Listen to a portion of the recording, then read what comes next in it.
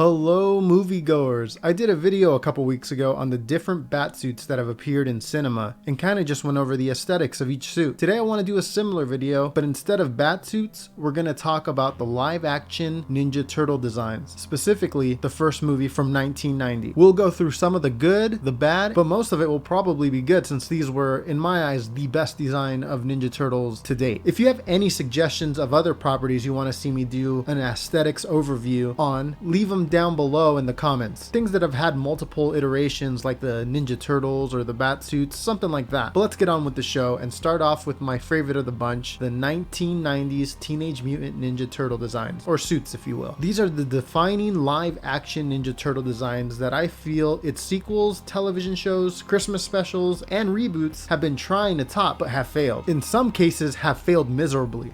We laugh and sing and do our thing with the turtles.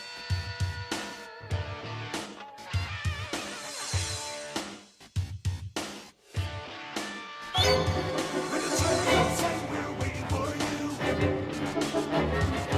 We're up and touch and looking too.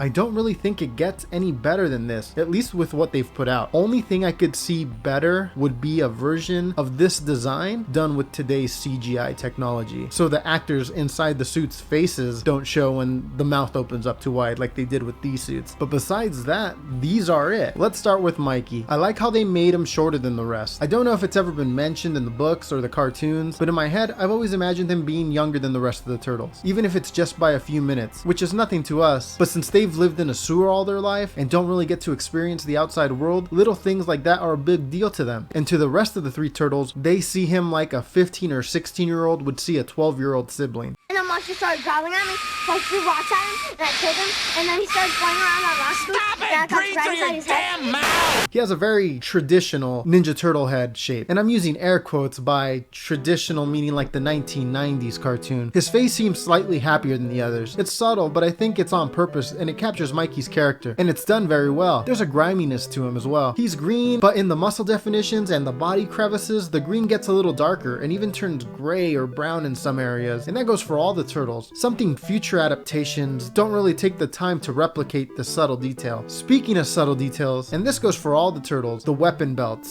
straps, knees, and elbow pads. The brown leather is awesome. It feels vintage. It doesn't look new or polished or glossy. It looks old and worn out, like an old belt sitting at the bottom of your closet somewhere. These details set the turtles apart from all other future versions. And this is just visuals. There's a lot more to it, but visuals is what I know, so we'll stick to that for today. Let's move on to Donatello. Compared to Mikey, Donatello has a slightly wider face and is taller. I always thought he and Raphael's design was very similar, besides the mouth and eyes, which I thought was cool. It was like Leo, as the leader, has these two taller enforcers, muscles if you will, to hold the fort down when he's out of commission. At least that's what I made up in my own head. This Donatello has a serious look on his face. They didn't make him all bubbly and stumbling over himself the way they make modern interpretations of him.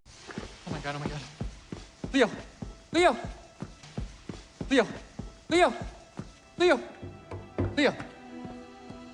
Leo! Oh my gosh, this is amazing, this is amazing! Leo! Stop, please! And his tech/mechanical skills are shown very subtly as he fixes the truck on the farm. He doesn't have like calculators and Nintendo controllers strapped all over him like modern versions. His belt is practical and not different from Mikey's belt for the sake of being different, as the diagonal strap going across his chest due to the bow staff holder that's located on the back by his shell. Mikey doesn't need this strap as he keeps his nunchucks at his hip. You know who else keeps their weapons at their hip? Raphael. He's got a perfect look on his face. You could just tell he has an attitude. And these are puppets and animatronics we're talking about. They were done so well that I legit sometimes think that the emotions that are happening on their face are on living beings. But that aside, yeah, he just looks like a guy with a chip on his shoulder. And not a bratty or meathead type chip, but like a New Yorker, get out of my way, I'm walking here type chip, which is what he is, a New Yorker. And all jokes aside, it's not over the top. It's done just right. I love it. He's tall like Donatello, wider in the face like him as well. There's not much more to say. Let's move on to our fearless leader. Oh, so that's the plan from our great leader, huh? Leonardo probably has the most traditional Ninja Turtle face out of the bunch. He's not the tallest or the shortest, which I thought was cool because he's right in the middle. Not as strong as the two biggest turtles, but a little faster. Not as fast as Mikey, but a little stronger. Perfect for the leader. Leo also does have a diagonal strap going across his chest and the shell. In fact, he has two skinny straps, which is slightly different from the toys that were out around that time, which had two straps going across his chest. Salinger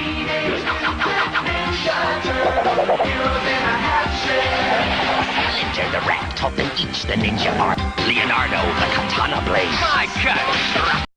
But these straps are to hold his swords in their holders on the back. Jim Henson, you've done it again. This was the type of stuff that he was good at, and future versions of the turtle lose these details a bit. Less is more when it comes to the turtles. Look at these monstrosities that we've gotten lately. What the hell is that? No, Jim's turtles had the look that all further incarnations would not be able to top. The subtleties, the simpleness, the practical purposes for every element. Yes, this and much more, which I can do more videos on, is what makes these turtles such a success. And I don't want to bash too hard on the newer versions because I know they have fans, but maybe it's time to bring these designs back again. I know animatronics and puppeteering is a hassle and hell, and it's just Ninja Turtles. Only things like Star Wars, DC, Marvel is worth that sort of treatment, and we can keep thinking that way, but you know who's gonna keep making a killing at the box office? Star Wars, Marvel, and DC, which I don't mind. I love those too, but I love the Ninja Turtles, and I know many others do as well, and know what the Turtles and certain storylines are capable of if adapted properly into movies. And hey, CGI is actually good enough nowadays to use these designs, but in CGI form. They don't necessarily have to be animatronics all the time, but these designs are gold, Nickelodeon. I'm telling you, pure gold. But hey, what do I know? Although I do see the popularity of these old designs starting to resurface. These NECA toys are selling for $100 each, and people are buying them. Go to your local Target or Walmart, and most of the merch of Ninja Turtles is the old